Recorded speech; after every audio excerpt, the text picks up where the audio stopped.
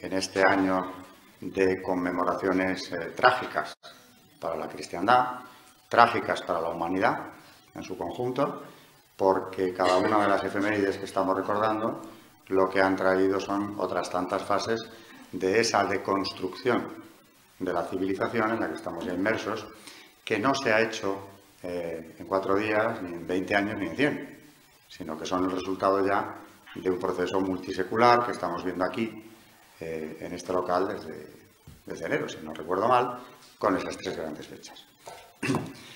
Como es lógico y debe ser en historia, pues terminamos con lo más reciente, que sería ya el acto final en el que viene a consumarse ese proceso de degradación, que podríamos datar en Lutero como primer acto donde se empieza a romper la unidad y se empieza a romper la fe, en realidad.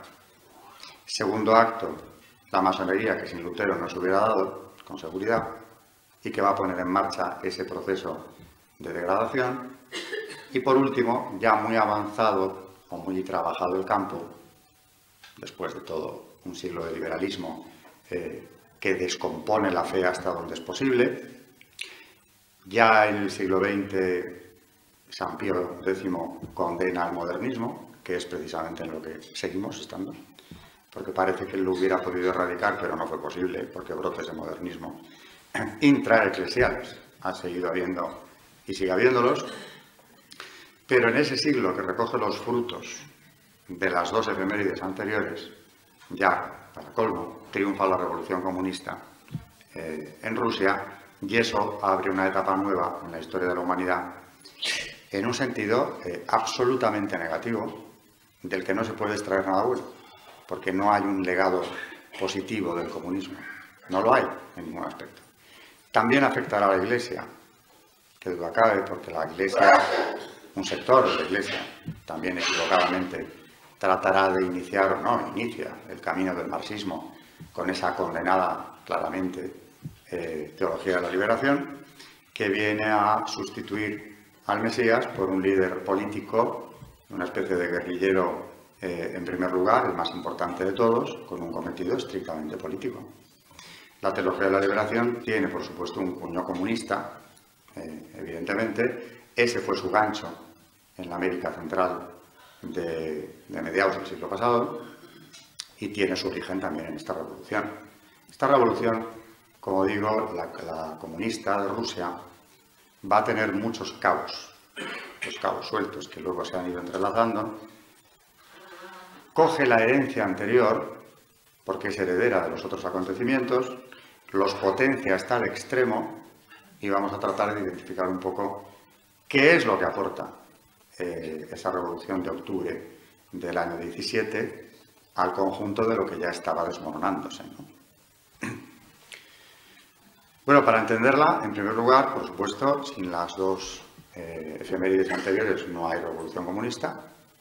El liberalismo es un siglo, o el XIX es un siglo de liberalismo que va creando el caldo de cultivo necesario en 2 aspectos.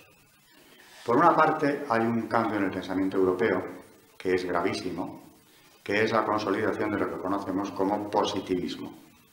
Es decir, la sustitución de la fe, por supuesto, por una nueva religión que su creador, Comte, denominaba la nueva religión de la humanidad, lo que tenía que ser la nueva religión, que era la ciencia. Por tanto, en nombre de la razón, porque supuestamente eso era, es como una nueva edición de la filosofía ilustrada, lo que se hace es destruir la razón, que se cae sin la fe.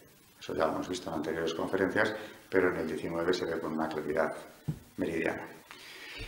Y junto a ese positivismo, que lo que trae es un materialismo feroz en la sociedad decimonónica, pues para colmo, las asociaciones obreras que tenían que surgir, porque el liberalismo carece de un sentido social, no legisla. El Estado liberal, durante todo el siglo XIX, no lleva a cabo una política social porque no legisla socialmente. En aras del liberalismo, del libre cambio, del libre mercado, lo que se impone es la llamada ley de bronce, por su dureza. Es decir, que se crea una masa de desheredados que además han perdido su arraigo en la tradición secular de sus respectivos lugares. Es el momento de la revolución industrial, de las grandes migraciones del campo a la ciudad, donde estas masas quedan, como digo, desarraigadas también en lo espiritual y, por supuesto, explotadas, no cabe negarlo, hasta límites inhumanos, como denuncia León XIII en esa encíclica que hizo Historia y consideramos el punto de arranque de la doctrina social de la Iglesia, Rerum Novarum, en la cual, una encíclica que yo recomiendo siempre leer de cabo a rabo, denuncia todos los males de su tiempo. Denuncia ese liberalismo salvaje, ese capitalismo sin freno que ha embrutecido a millones de hombres, condenándoles a una vida sin esperanza, convirtiéndolos en animales de carga, sin ningún tipo de derecho, lo condenan. Inteligentemente llama no solo a los empresarios que no tenían la solución en su mano, porque como grupo social los había más o menos injustos, pero el que quisiera serlo no podía permitírselo, porque si el Estado no regula las relaciones laborales, el que quiera ser justo tendrá que echarle cierre patronal, por una cuestión empresarial de costes. De manera que era en manos del Estado principalmente donde estaba esa solución y el Estado no había querido saber absolutamente nada. El Estado liberal es así, también se ocupa del Estado, León XIII. Y, naturalmente, ya en ese momento, en 1891, que es la fecha de la encíclica, se ocupa también de los movimientos obreros. Porque la Internacional de los Trabajadores, fundada a mediados del siglo XIX, hay varios congresos de la Internacional, 1864, 65, 67, en donde cada delegación de las organizaciones obreras envía sus comisiones a primero Londres, La Haya, van reuniéndose, va imponiéndose un criterio. Bueno, había dos igualmente perversos, porque uno era el anarquismo de Bakunin, que era la demolición de todas las instituciones, por supuesto de todas, incluyendo el Estado. Y la otra opción era el marxismo, que es quien se impone finalmente en la Internacional, y el anarquismo va a quedar como un movimiento terrorista que hará un daño enorme en la Europa mediterránea, sobre todo de finales del XIX y del siglo XX, incluso aquí en nuestra guerra civil, sin ir más lejos. Pero el marxismo se hace con el control de la Internacional. Y para empezar a hablar de la Revolución de Rusia tenemos que entender un poco lo que es la idea marxista. Ya en 1848, la última de las revoluciones liberales, viene acompañada de marxismo, porque es liberal, pero en esa ocasión los organizadores burgueses de esa revolución acuden a las masas obreras ya organizadas y toman la calle en París, con manifestaciones como no se habían visto nunca, cientos de miles de personas, que claro, acaban con la monarquía de Luis Felipe y proclaman un nuevo régimen que estuvo a punto de convertirse en comunista. Y ese año, casualmente, bueno, casualmente es una broma, aparece el Manifiesto Comunista. Ya Marx está en acción, todavía no ha tenido lugar la primera asamblea de la Internacional, pero el Manifiesto Comunista ya está en el aire y lanza una idea fuertísima que va a ser el golpe de gracia de la sociedad occidental, en muchos aspectos. Proletarios del mundo unidos. Es decir, frente a los conceptos de patria y religión que habían primado a pesar del régimen liberal en Europa, generalmente en una mayor parte de la población, lo que propone Marx es darle la espalda a esos dos conceptos en aras a esa unión proletaria que él plantea como la única salida que tiene el proletariado para liberarse de su esclavitud. Por tanto, el concepto de patria es perverso en Marx porque sirve solo a estructuras de poder. Lo que él viene a decir es que la Revolución Francesa fue necesaria, estuvo bien, porque acabó con el antiguo régimen, pero absolutamente innecesaria, porque lo único que había hecho, según su análisis, era ampliar la base de los opresores. Es decir, si en el antiguo régimen era un porcentaje mínimo, los estamentos privilegiados, clero y nobleza, bueno, con el régimen liberal se había ampliado esa masa, pero los de siempre no habían ganado nada, sino al contrario. En parte era verdad, porque el liberalismo suprime también los gremios, que eran el último refugio de las organizaciones que quedaban de los antiguos sectores gremiales de producción, también desaparece. O sea que sobre una base cierta de una explotación inmisericorde que han denunciado no solo León XIII, sino muchos papas después, lo que se crea es un sistema que, lejos de ser la solución a los propios problemas del explotado, lo que hacen es introducirle en una esclavitud peor que la que ya conocía. Para entender lo que se plantea en la internacional, yo siempre pongo el ejemplo del eslogan de los agitadores comunistas durante la Primera Guerra Mundial en el frente ruso, que decían más o menos: no matéis a los soldados, se dirigían a la tropa rusa, no matéis a vuestros hermanos alemanes. Hermanos se entiende que de clase. Matad a vuestros oficiales, que aunque rusos, son vuestro enemigo. Es decir, el enemigo no está al otro lado de la trinchera, lo tenéis arriba. Con eso que viene la destrucción de la patria. La patria es criminal, la patria es la que te explota. El día en que se consiga esa unidad proletaria y se establezca, que lo dice sin rubor, lo decía Marx, la dictadura del proletariado, partimos ya de un régimen que lo que propone es una dictadura de clase. Algo ya condenado por Aristóteles antes de Cristo, la demagogia. Es decir, la corrupción del sistema democrático en beneficio, naturalmente, de este claro sector. Una dictadura del proletariado. Y ese día se habría llegado, según Marx, a la metahistoria, al final de la historia. Ya no habría lucha de clases, que según él es lo que había movido el mundo siempre. Y llegaríamos a esa dictadura del proletariado, en la cual ya no habría supuestamente injusticias, olvidándonos, claro, de que lo que no habría es ni el menor atisbo de libertad.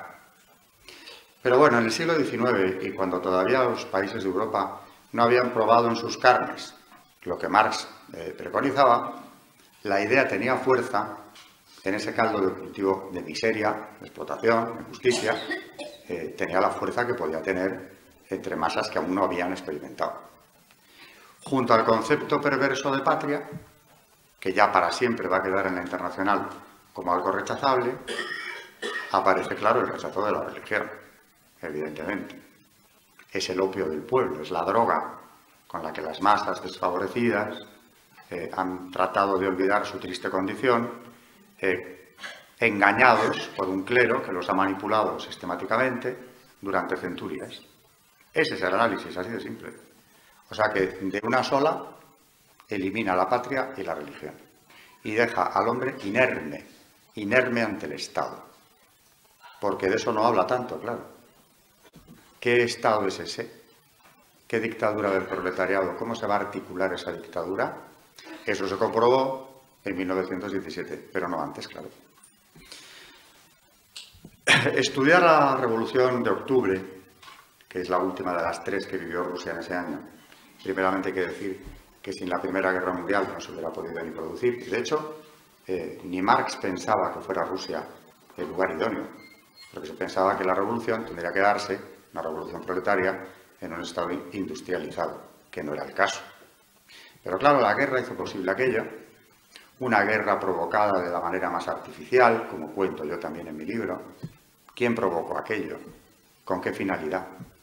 Hay una finalidad clarísima, que era deshacer Europa, deshacer sobre todo la Europa cristiana, y dentro de los objetivos de la Europa cristiana había uno muy apetecible, que era la Santa Rusia, ortodoxa, pero santa, en el sentido de que era uno de los países aún más religiosos del mundo, más cristianos del mundo. Bueno, pues la guerra lo va a hacer posible. ¿Tiene que ver esto con los otros temas tratados? Por supuesto. ¿Vuelve a estar la masonería en la Revolución Comunista? Claro que sí. Claro que sí. Mucho más de lo que podría parecer.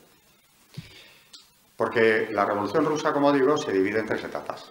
Aprovechando que el zar está en el frente, bueno, pues tienen ocasión de, primeramente, una revolución en febrero del 17, que es la Revolución Liberal, la que no habían tenido en Rusia nunca.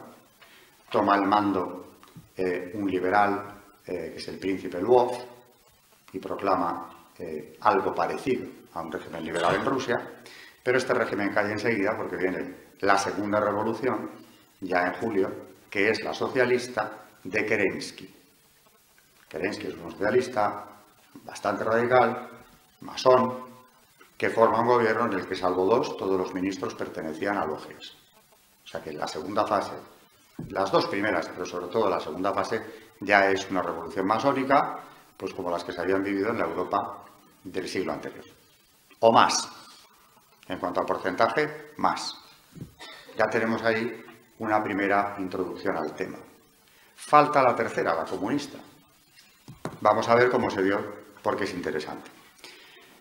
Pero yo cito también en mi libro algo que publicó a finales del 19 un masón converso, del que ya habré hablado seguramente aquí, Mariano Tirado Rojas, que publica un ritual del grado 33 practicado entonces, donde al que se iniciaba se le cuenta lo siguiente, es decir, hacia qué mundo tienen que ir los que ya llegan a ese grado altísimo dentro de la masonería.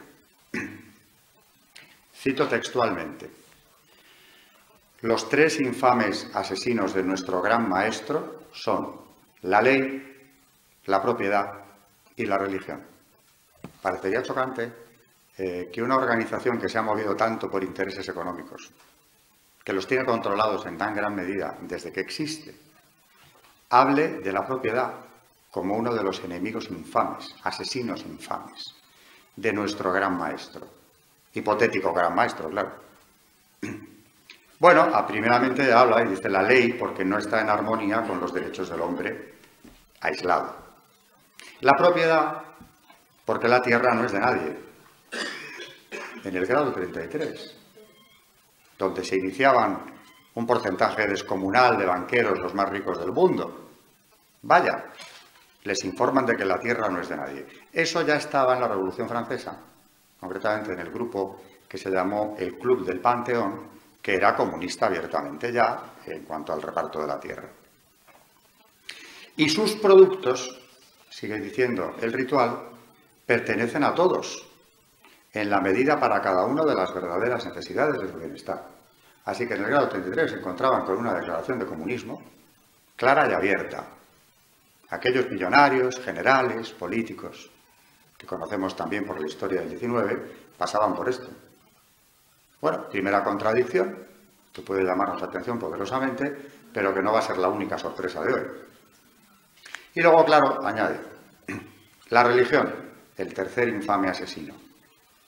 Porque las religiones no son más que las filosofías de hombres de talento que los pueblos han adoptado bajo condición expresa de que vengan a constituir un aumento de bienestar para ellos.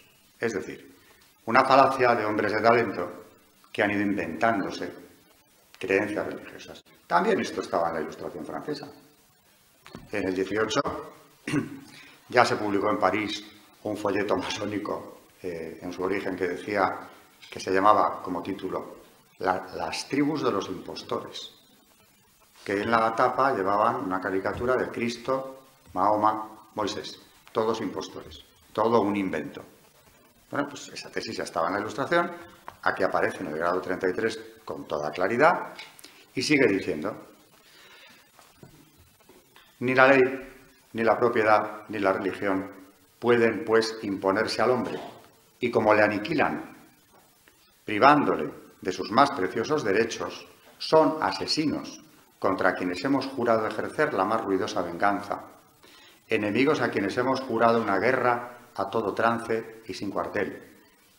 De estos tres infames enemigos, concluyo la cita ya, la religión deberá ser el objeto constante de nuestros mortales ataques, porque un pueblo jamás ha sobrevivido a su religión si lo sabrían ellos de bien. Y matando a la religión tendremos a nuestra disposición la ley y la propiedad. Ah, pero eso no era malo. Nos han dicho 3 párrafos más arriba que eran los asesinos, la ley y la propiedad.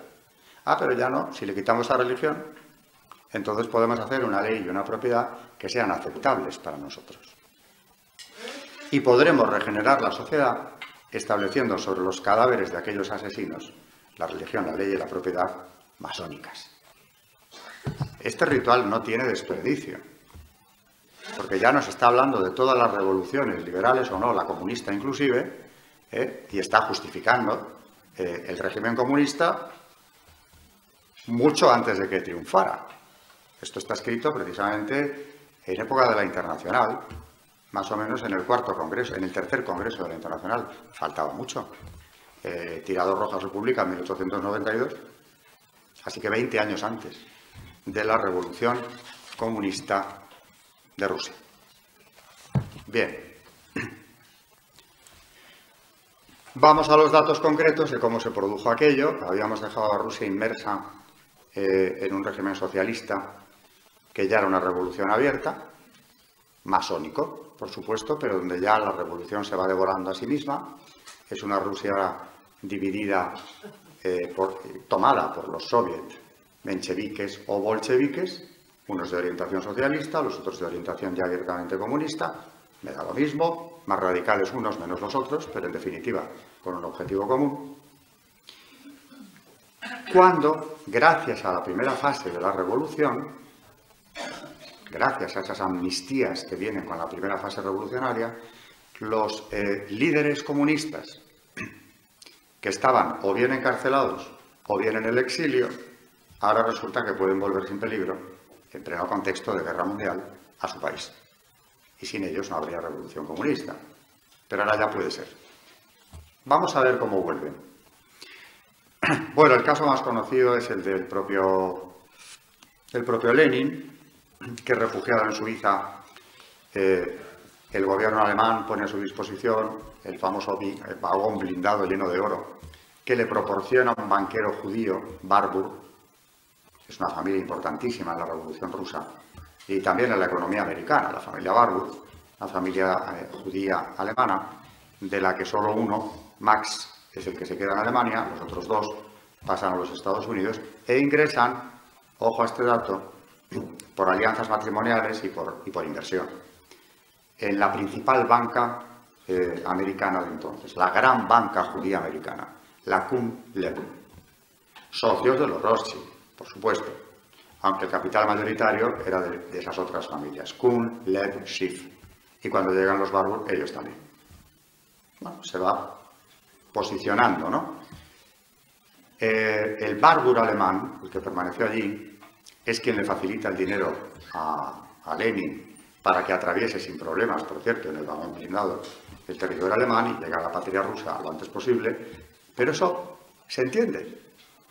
Se entiende bien porque, al fin y al cabo, Alemania tiene un enorme interés, claro, en que Lenin llegue a Rusia, porque lo primero que ha hecho Lenin es que ha prometido que el día en que tome el poder, retira a los ejércitos rusos del frente oriental. ¿Cómo no le va a interesar a Alemania que eso suceda? Aparte de que viene con otra cosa. Contaban con el desplome del imperio de los zares en cuanto triunfara la revolución comunista. Bueno, pues puente de plata al señor Lenin, le he vuelto a llamar Marx, oro todo el que se le pueda facilitar para el proyecto y le ponemos en marcha camino del enemigo, es un caballo de Troya que le meten los alemanes a Rusia y que se entiende. Maquiavélico el plan, pero se entiende. Mucho más difícil de entender es, bueno, Stalin no tiene problema ninguno porque de los tres grandes jefes de la revolución estaba deportado en Siberia, no tiene más que coger un tren y plantarse en San Petersburgo, es el que llega antes y sin problemas de ningún tipo. Pero hay un tercer personaje, el tercer protagonista en esta historia, que es la suya, la más interesante de las tres. Y me estoy refiriendo a Trotsky. Trotsky era el que había llegado más lejos, en la escapatoria. Vivía en Nueva York, donde trabajaba en un periódico comunista, mantenía contacto con unas cuantas docenas de comunistas rusos exiliados. Bueno, llegaron a ser 200 en última instancia. Y cuando llegan las amnistías de aquella Rusia que ya se debate en el caos, que sigue en guerra, pues Trotsky organiza su vuelta a la patria rusa para tomar parte en esta revolución que ya es en la culminación. ¿Cómo lo consigue? Bueno, en primer lugar, consigue una donación extraordinariamente amplia, 20 millones de dólares, que le entrega la CUNLEP, es decir, la banca a la que pertenecen los hermanos Warburg, hermanos del que en Alemania le da el dinero a Lenin, pues esos hermanos, sobre todo Paul Warburg, que es uno de los fundadores de la Reserva Federal Norteamericana. Son ellos los que ponen a disposición de Trotsky esa fabulosa cifra para que pueda volver con toda amplitud a Rusia. Colaboran los Warburg, colabora Jacob Schiff, que por supuesto tiene casi más dinero que ellos dos juntos, la banca CUNLEP. Bueno, pues podrías decir, ¿qué busca la banca CUNLEP en esta operación? ¿La bicefalia, quizá? Eso que llamamos bicefalia, es decir, el estar en los dos bandos, previendo ya el éxito de esa revolución en Rusia, estar en los dos bandos. Bueno, podría ser una manera de ver el negocio, ¿no? Vamos a invertir también allí, no vaya a ser que estos con el tiempo sean un Estado poderoso, ¿por qué no? A lo mejor. Pero no acaba aquí la explicación, es mucho más complicado que todo eso, porque que los alemanes quisieran meter a los comunistas en Rusia, como he dicho, se entiende. Pero los americanos, porque en la Primera Guerra Mundial Alemania era el enemigo común, pero Rusia y Estados Unidos estaban en el mismo bando. Es decir, con las democracias occidentales se había aliado el imperio de los zares por una vieja alianza con Francia. ¿Qué se conseguía entonces metiendo la revolución allí? Bueno, pues si conseguían lo mismo que querían los alemanes, el desplome del frente oriental, eso dejaba las manos libres a miles de soldados alemanes para ir a matar americanos en el momento en el que estos se incorporaban a la guerra. ¿Cómo se defiende esto? Había que ocultarlo, porque claro, ante la opinión pública americana, que se supiera que un capital tan enormemente importante en los Estados Unidos, como este del que hablo, hubiera participado en una operación que iba a aumentar exponencialmente la muerte de americanos en la guerra, pues no era popular. Pero hay algo más grave, mucho más todavía. Trotsky embarca en Nueva York, con sus 200 colaboradores. Al llegar a Canadá son detenidos en Halifax porque las autoridades canadienses les impiden continuar el viaje. Y entonces ocurre algo que es lo más sorprendente de todo lo que llevo dicho hasta este momento. Entra en juego el asistente personal del presidente de los Estados Unidos, Wilson. Era un hombre que ha pasado a la historia muy mal conocido. Tampoco tuvo interés en darse a conocer. Estoy hablando del coronel House, Mendel House. Un hombre que había llegado a los Estados Unidos, bueno, su padre había llegado a los Estados Unidos, socio de la banca CUNLEP, por ejemplo. Un hombre de enorme habilidad política, de grandes conexiones en la banca también, brillante, inteligente, hasta límites brillantes, era la mano derecha del presidente. Tanto que le llamaban el presidente en la sombra. Y no ha pasado la historia como alguien excesivamente conocido, aunque quien conociese bien la Casa Blanca en aquellos momentos sabe perfectamente que el poder de House en ocasiones va por delante del presidencial. Por ejemplo, la entrada en guerra de los Estados Unidos en esta Primera Guerra Mundial es obra mucho más de House que de Wilson, que se dejó llevar de él, a saber por qué conexiones o qué argumentos utilizaría su asistente al que él dio tantísimo poder.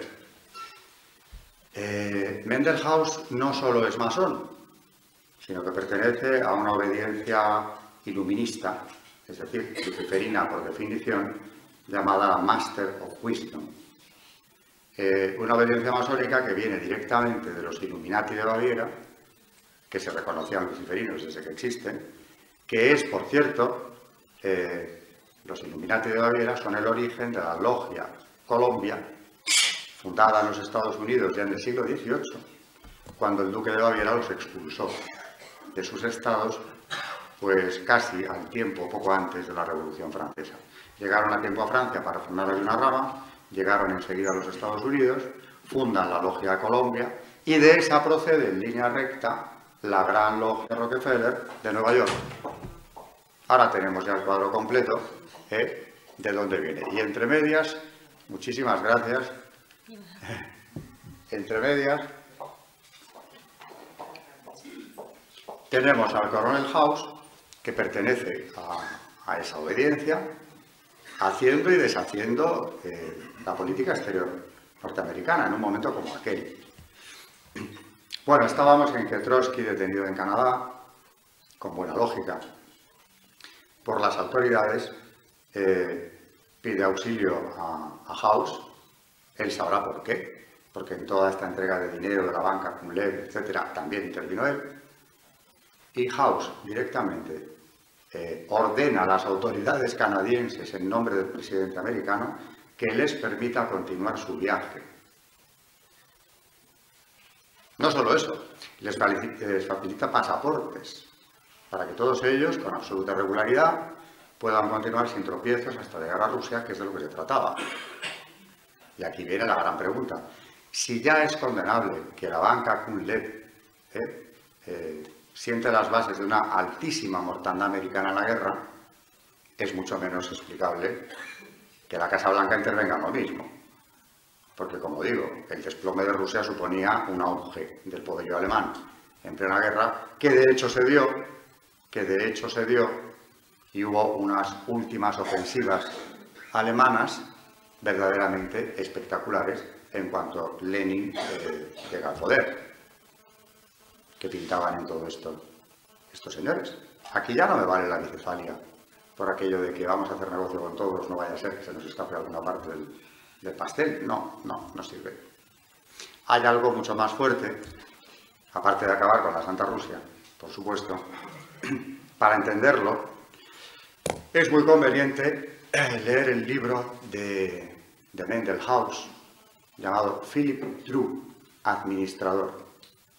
Difícil de encontrar, pero que se puede buscar a través de Internet. Philip Drew, Administrador, donde él es una historia casi de ciencia ficción, donde él plantea la sociedad ideal con la que soñaba él.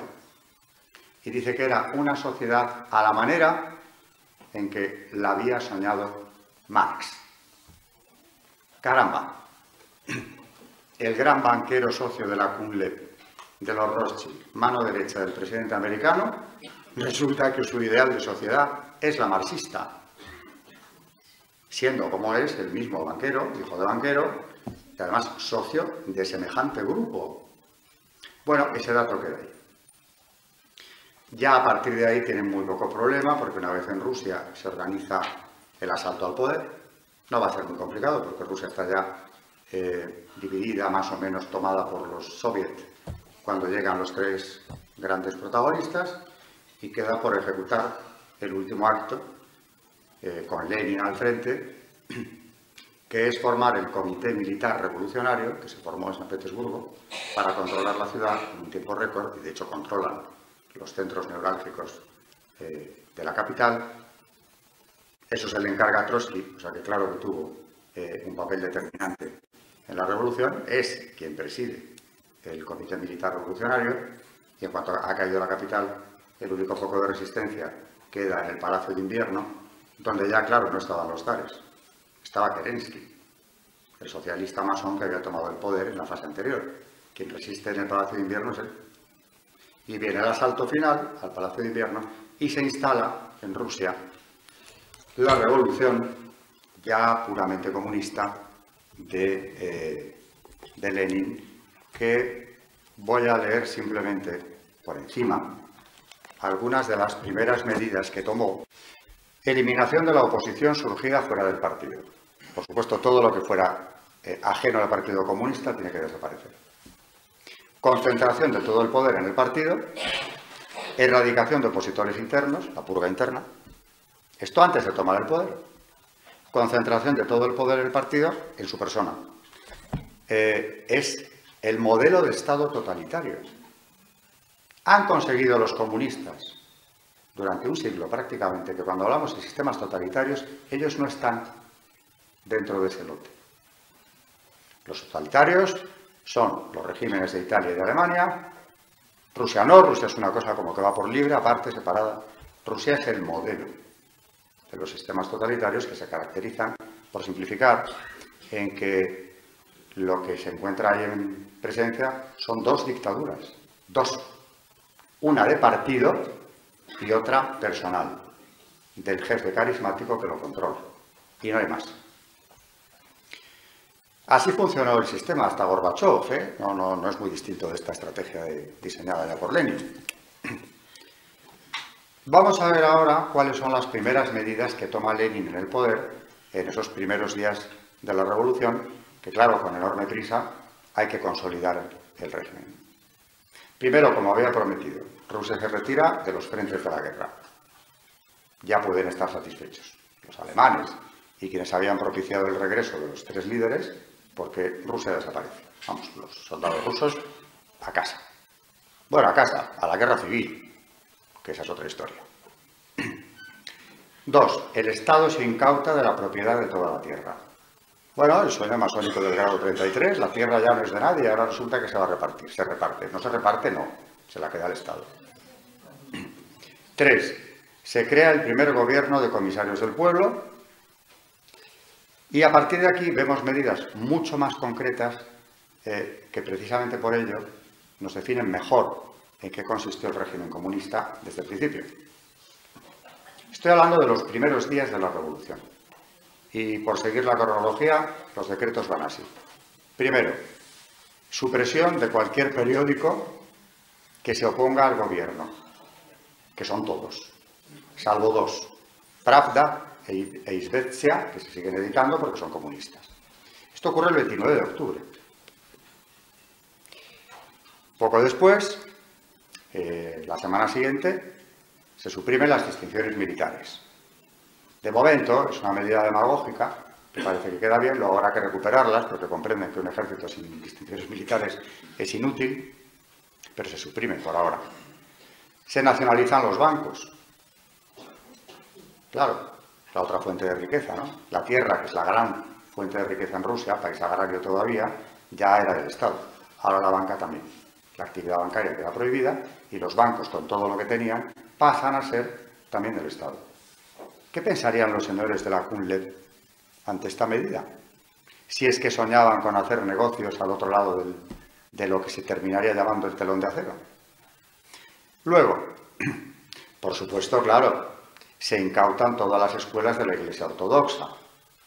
Se acabó la enseñanza religiosa. Eso en la segunda semana. Se prohíbe el derecho de huelga. Eso es muy bueno. En la patria de los trabajadores. ¿Por qué? Pues porque Lenin lo califica como crimen contra el pueblo. Claro, porque el pueblo es el partido, es quien se atribuye la representación del pueblo. Todo lo que vaya contra el partido o contra el gobierno va contra el pueblo, porque el pueblo soy yo. Esto es Luis XIV, el Estado soy yo. Bueno, pues en vez del Estado, el pueblo soy yo. Así que si me hacéis una huelga, sois criminales contra el pueblo. Y queda mejor decir que criminales contra el pueblo que contra el Estado. Luego, claro, tenía que llegar, se estatalizan las fábricas. La otra gran fuente de riqueza que quedaba todavía en veremos, pues tardó unos días más. Y la industria ya va a ser estatal para siempre. Con algún pequeño periodo en el que tendrán que recuperar la receta capitalista para salir de la inanición. Se redacta un código, que hasta entonces no tenían, para uso de los tribunales revolucionarios, porque los soviets estaban juzgando a quien caía en sus manos en toda Rusia sin ningún tipo de código, sin normas. Lo que decidieran aquellos tribunales populares a la manera de la Revolución Francesa también. Allá otra vez volvemos al precedente de la Revolución Francesa. Desgraciado del que cayera en manos de un tribunal popular. O aquí en el Madrid del 36, exactamente lo mismo, porque el Madrid del 36, este es el modelo. Se legaliza el allanamiento de morada, porque, por increíble que parezca, se le da potestad a la policía para irrumpir en cualquier residencia de cualquier ruso a la hora que quiera, sin ningún mandamiento judicial. Y se elige, desde ya muy pronto, las horas de la noche. Nos sigue recordando mucho al Madrid del 36, porque la técnica se diseñó aquí. Una vez legalizado el allanamiento de morada, la fundación de una institución que va a ser también clave en todo el sistema represivo soviético, que es la creación de la Checa. Las checas de Madrid se llaman así en plural porque copian también el sistema de la Checa soviética, que es la policía política. Que, por cierto, en tan solamente unos meses contaba ya con 250.000 agentes. Es decir, una maquinaria represiva brutal, que además es cuando se inventa lo que se ha llamado la tortura científica, en lo cual ya es mejor no entrar, aunque también aquí en España, en Madrid, tenemos casos muy conocidos, cada vez un poco más. En la universidad de la que yo vengo, en el CEU, hay un estudio sobre las checas madrileñas, donde se ve qué tipo de tortura se hacía, que es científica, en el sentido de que se aplican técnicas científicas. Aparte de las barbaries que hacían, por eso solía haber parrillas eléctricas en las checas todas, independientemente de eso, también en Rusia, que es el modelo, solían estar presentes médicos. Y no siempre para ayudar a que no se muriese el interrogado, sino para poderlo prolongar todo lo posible. No voy a entrar en detalles. En definitiva, la Checa, que también es una creación de Lenin, realmente más de Trotsky, porque es un encargo, no un encargo de Lenin, ejecutaba en aquellos primeros meses a un promedio de 1.000 personas al mes, que es muy poco, comparado con lo que va a ocurrir enseguida. Distinguimos en la historia de la Revolución dos tipos de purgas. Las que se llaman purgas de masas, que son purgas dedicadas a terminar con lo que ellos eufemísticamente llamaron las gentes del pasado, que eran las que consideraban incompatibles con la nueva situación, es decir, imposibles de reciclar. Estamos hablando, claro, naturalmente, de nobleza y clero, incluso de burguesía monárquica o de ideología conservadora, incluso los liberales. O sea, ya todo lo que no fuera comunismo estaba bajo sospecha de ser peligroso. Y en las purgas de masas, pues ahí sí que ya van a caer miles y miles y cientos de miles de rusos, en cifras que se han ido conociendo mucho después, precisamente cuando cae la Unión Soviética, a partir del 89, son historiadores rusos los que han investigado a fondo lo que pasaba en los comités del Partido Comunista de toda Rusia, descubriendo claves muy interesantes. Como que, por ejemplo, los presos condenados a 10 años de cárcel, cuando se les busca, no existen. Era una clave de la sentencia. 10 años equivalía a la eliminación. Lo que les ha llevado bastante tiempo, pero luego se ha podido comprobar de forma fehaciente. Aparte de las purgas de masas contra las gentes del pasado, están las purgas que más adelante, ya hay que ir abreviando, la Unión Soviética dirige contra los extranjeros.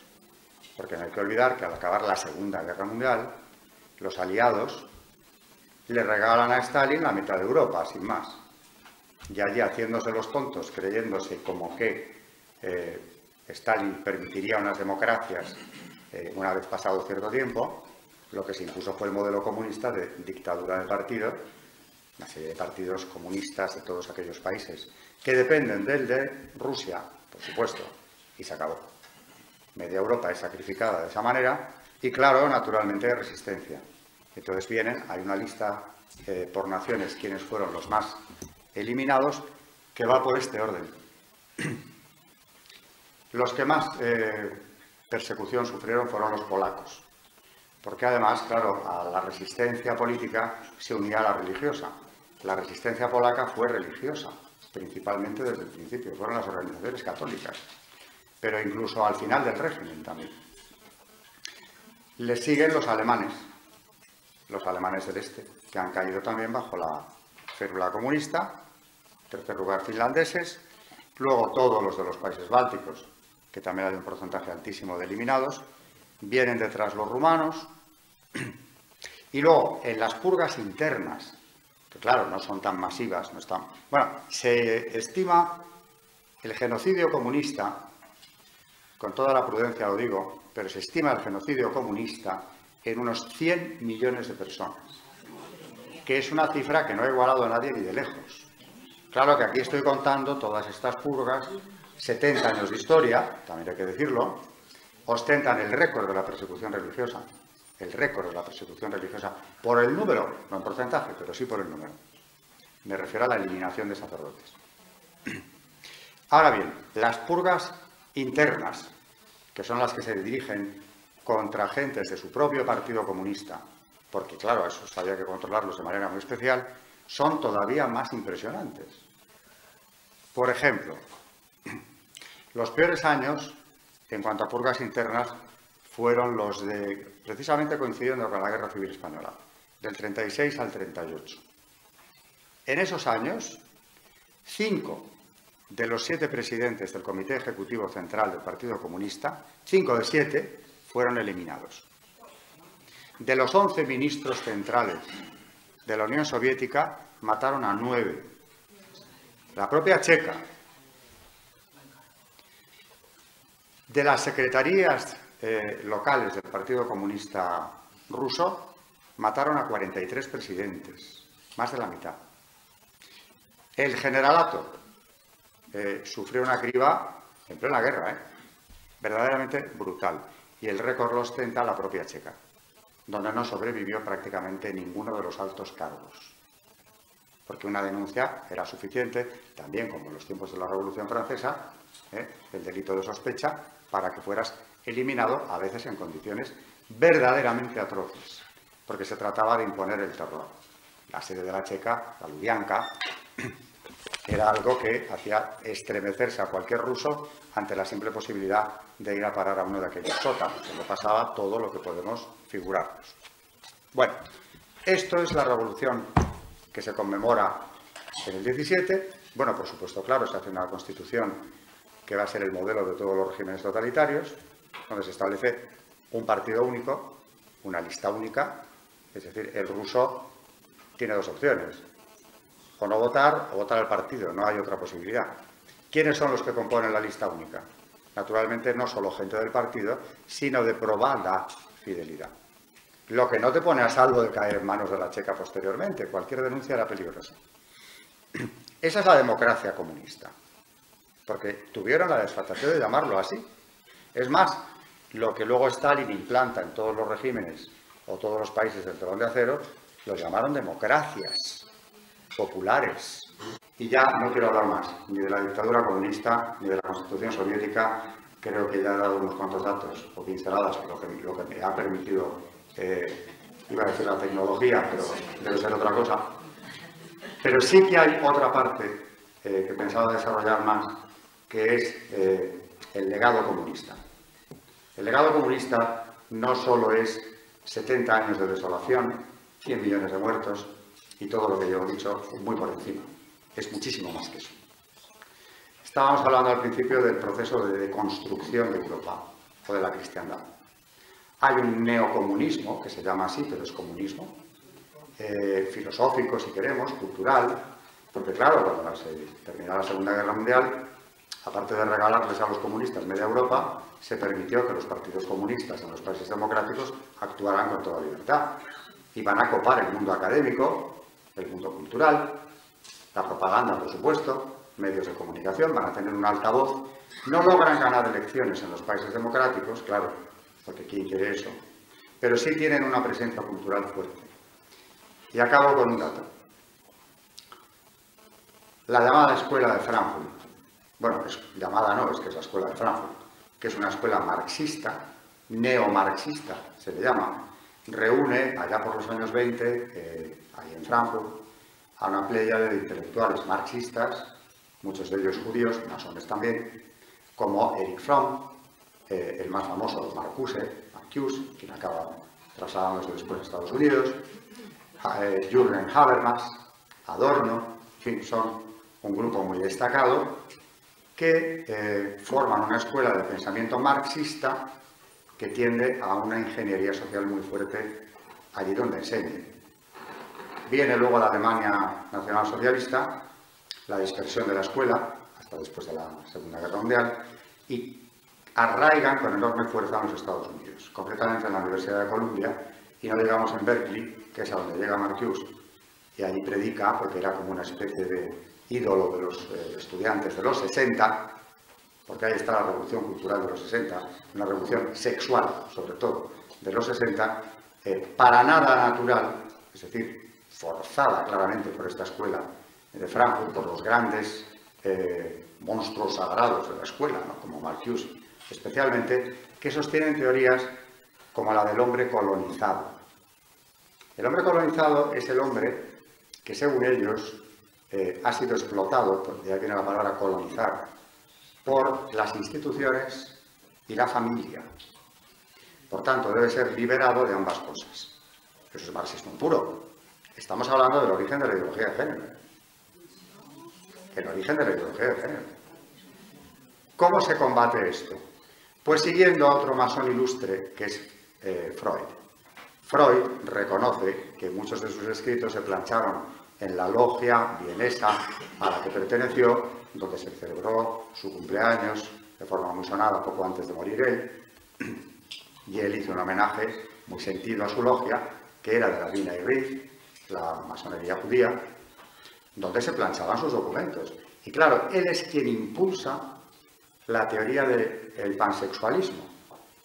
Nos movemos solamente y principalmente por el sexo, que es lo que luego la escuela de Frankfurt adopta como propio y lo lleva todavía más allá. Luego, contra lo que hay que luchar, siguiendo a Freud, y no digamos ya a Marcuse, a Fromm, etc., es contra la represión, esa palabra que los que hemos conocido de los 60 acabamos aburridos de oír, porque estábamos todos reprimidísimos, según ellos. Represión era la palabra clave, ¿no? ¿Qué represión era esa?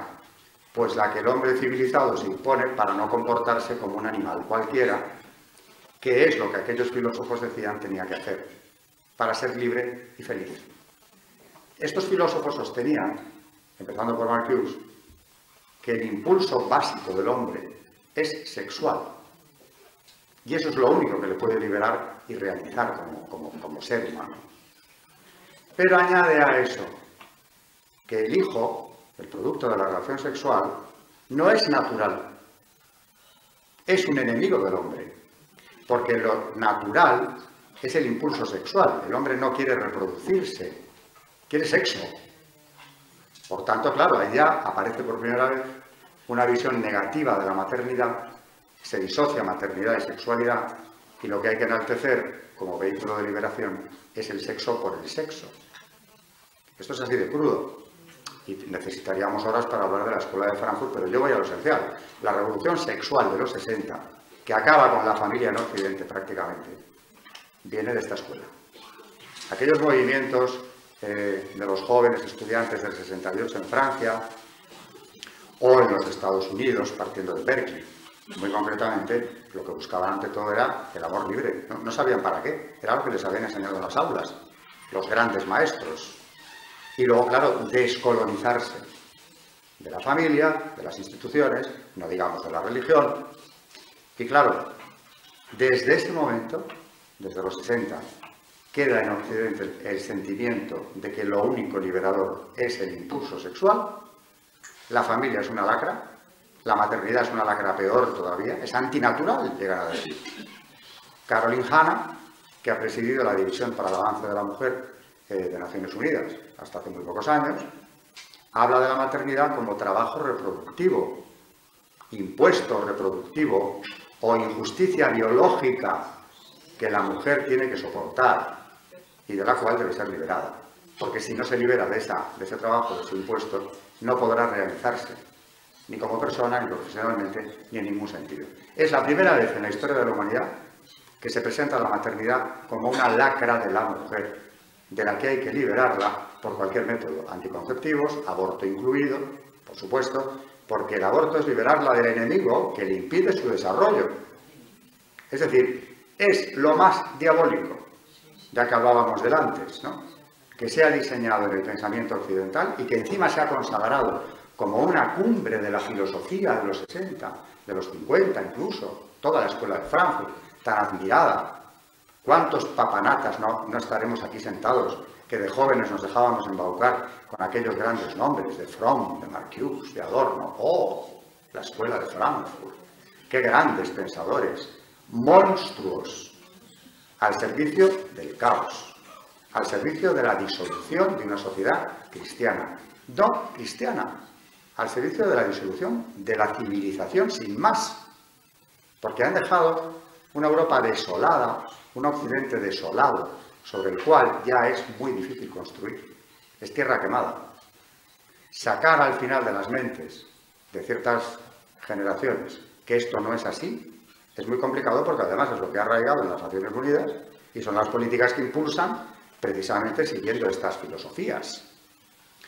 Quiero acabar, como siempre, con un mensaje positivo, porque gracias a Dios el dar clase a chicos jóvenes también me ayuda. Les veo muy trabajados, claro, porque ellos han llegado ya en un momento en el que todo esto estaba más que repasado, consumado, asentado legalmente, con la mordaza puesta a todos nosotros, porque claro, quien hable en contra de esto puede ir a la cárcel. Y aún así, cuando hablas con ellos, con los de 18 o 20 años, reconocen la verdad. Ahí se ve que Dios existe.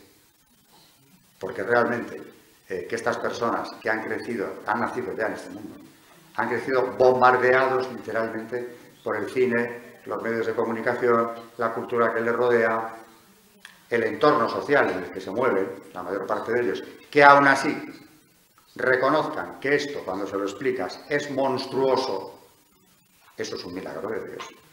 No han podido, ni siquiera después de tantas décadas de demolición, con argumentos como este, con todo su prestigio intelectual, con todo el enorme esfuerzo derrochado por ellos, los autores que he nombrado, arrancar del ser humano la verdad. No lo han conseguido, porque eso, gracias a Dios, tengo la oportunidad de verlo, palparlo, todos los días en clase. Y cuando además les das doctrina, por ejemplo, estoy dándoles ahora, dentro de la doctrina de la Iglesia, bioética. Ponte a hablarles de bioética. Que dices, bueno, aquí esto va a ser una tensión. Pues no lo es. Hombre, hay cosas que les chocan, porque han nacido, como digo, con ello. Y se lo han metido a presión en la cabeza. Pero reconocen la verdad. Reconocen el valor de la vida humana. No hay que explicárselo tanto. Reconocen el valor de la familia. No hay que insistirles demasiado. Y digo, bendito sea Dios.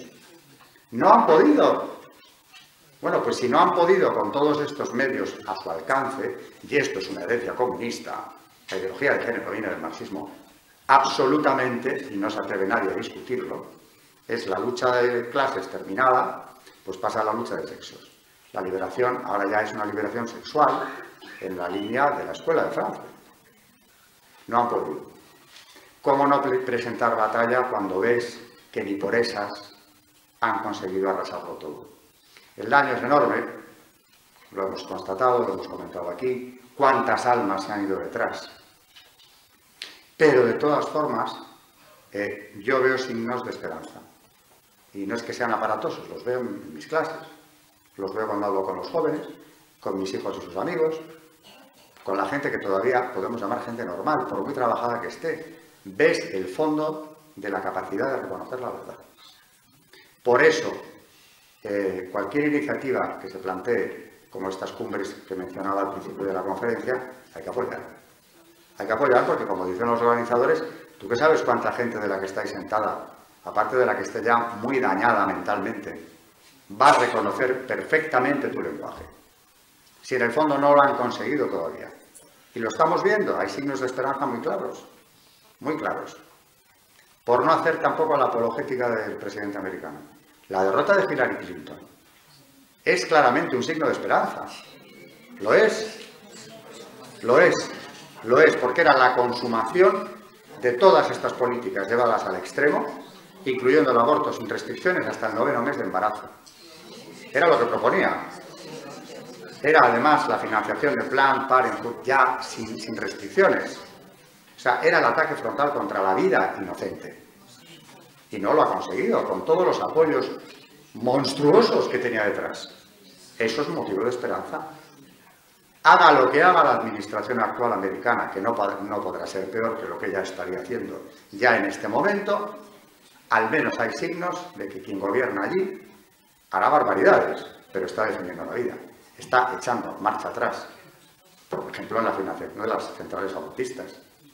Bueno, pues a mí no me hable usted de los acuerdos de comercio con Asia, que me importan un bledo, y se lo echan mucho en cara, o de cosas que pueden ser mucho más discutibles, como el muro que inició Clinton, por cierto. Hábleme de la vida, Porque la otra administración que ahora estaría en el poder estaría matando a niños a mansalva y los que caerían a partir de ahora con la nueva legislación. Hábleme de eso. No, pues es una batalla por la vida, si es que en lo que estamos es en la batalla por la vida. Pero claro, esa batalla va de la mano de la batalla por la familia, porque es lo mismo. Y ya con esto enlazamos las 3 conferencias que llevamos vistas. Masonería, comunismo, por cierto, y tirando del hilo llegamos a Lutero, al libre examen, a la soberbia de la rebelión contra el magisterio. Yo interpreto, yo solo, yo digo, yo dictamino, yo establezco. Al final, ¿dónde está el origen del relativismo? Que es el dogma que se ha impuesto violentamente en Occidente. Está en Lutero. Está luego consolidándose en la Ilustración. Florece con el liberalismo. No digamos ya luego en el siglo XX. Y luego el marxismo, que venía como una dictadura, lo que fue una dictadura férrea, le da ya el marchamo definitivo. Y esta dictadura del relativismo tiene un puño también marxista, clarísimo. Están conectadas las 3 realidades de una forma indisoluble. Y por sus frutos los conoceréis. Está en el Evangelio, ¿no? ¿Qué frutos han dado?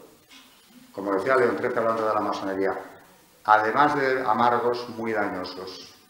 Muy dañosos. Y todos relacionados y al final todo en la misma dirección, que es la deconstrucción de la familia.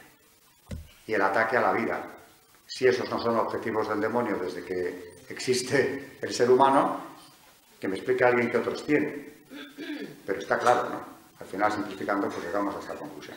Y con esto, bueno, acaba el ciclo. Las conferencias que yo no he podido venir sobre Fátima y la Virgen del Olvido, seguro que han tenido que ver con estos aspectos también, porque Fátima es profética. Con lo cual, todo esto que estoy diciendo, me imagino que Javier lo habrá desarrollado, bueno, con otra orientación o lo que se quiera, pero estaría diciendo algo muy parecido a esto. Porque esto es lo que hay, le conozco, lo hemos hablado, estamos muy de acuerdo en que este es el proyecto que está en marcha, el que se ha ido cumpliendo por plazos y el que al final, eso sí sabemos, no les va a salir. Porque eso sí que tenemos la certeza, no les va a salir.